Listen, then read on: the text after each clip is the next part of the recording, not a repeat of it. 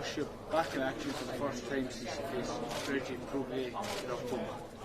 Yeah, back in action and back in my hometown. You know, back in well, not hometown, but home arena. You know, so I've had my adopted sort of city and my adopted arena. Had so much success in the Hydro. You know, since the Commonwealth Games, winning the Commonwealth Games there. I've had 3 or 4 big fights in there as well. So it's kind of like a second home, the Hydro. So it's great to be back, and I'm delighted to be back since signing my new deal with Top Rank and ESPN and BT. That I'm back in Glasgow for the first one, you know. So it's it's great. I'm really excited to get going, get the ball rolling. A lot of people put that fight in October down as the fight of the year at the time. Yeah, it was a good old dance we had. You know, we had a good dance partner as well in Regis Progress. You know, we had a good fight, and we left it all in the ring. So yeah, it was a good all action fight, and you know, it's hopefully not involved in too many more wars like that, you know. But you know, I enjoyed every single minute of it, and would happily do it again. And with that unified world champion, what an achievement that was to accomplish that. Yeah, brilliant. You know, I always had a dream of becoming world champion.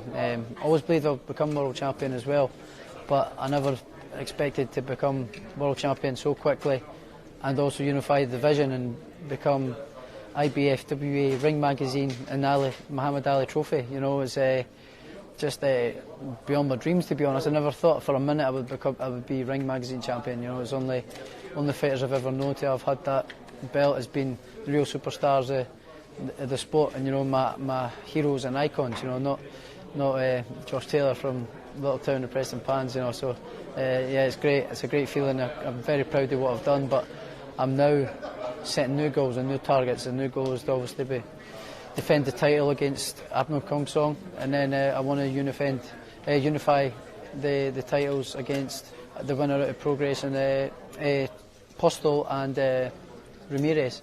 You know, so that's the next short-term goals, and then hopefully down the line move up to 147 and chase titles at a second weight. So I've got loads more left to accomplish. I'm not done yet. I'm hopefully just getting going. Well, fill us in on what you've been up to since that fight in October to now. Were you able to enjoy Christmas?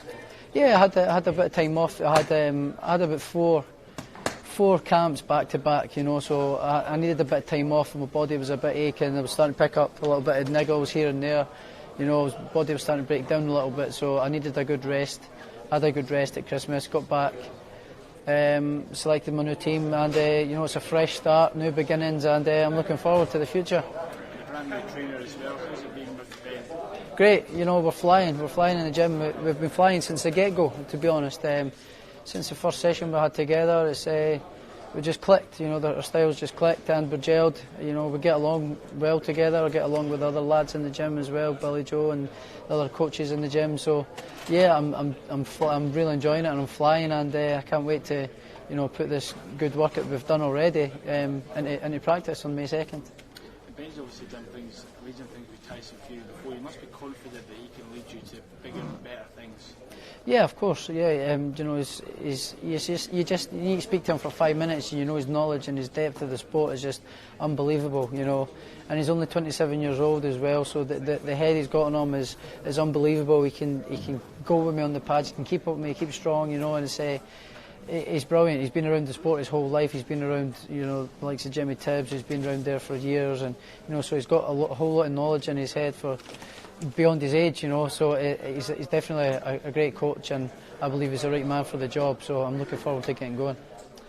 You're putting one of your titles on the line against Kongso in May. Yeah, he's my mandatory defence against Kongso for the IBF title. So I've got to take care of this on May 2nd and make sure I take care of business and keep my hopes and dreams alive. So I've got my hands full. I believe he is. He's 18-0 with 16 knockouts, and you know, the footage that I have seen of him, you know, he's knocking out his opponents left, right, and centre, knocking them down, and he looks very tall for the weight. Punches correctly, carries the power, punches through the target. So I'm going to have to be switched on and make sure I get this job done. You know. I think you described this matchup as a potential banana skin. Why is that? I think just because there's not too much footage of him, there's not too much information of him, you know. So it's potential banana skin, and you know I've seen it in the past with boxers having mandatory defences or voluntary defences, and looking past it into the future for the next fight, and it goes horribly wrong, you know. So, and it's happened quite recently a few times as well. So I learn from them mistakes and make sure I don't do it and don't repeat it, and make sure that I give Kongsong my full attention and make sure I get the job done and don't take any injuries or niggles, you know, cuts and bruises. Get the job done and move forward, hopefully. And if you do get the job done, what's next for you? What's next on the agenda? Well, personally, I would like to go and unify the divisions against the winner out of Postel and Ramirez. Hopefully, I get the winner out of that for all the marbles. You know, to be the king of the division. That's my goal. I want to do that by the end of the year. So, in an ideal world, that would be the fight next. But you never know. I don't know if he might have another mandatory for his WBO. I believe Jack Catterall's a mandatory for that one.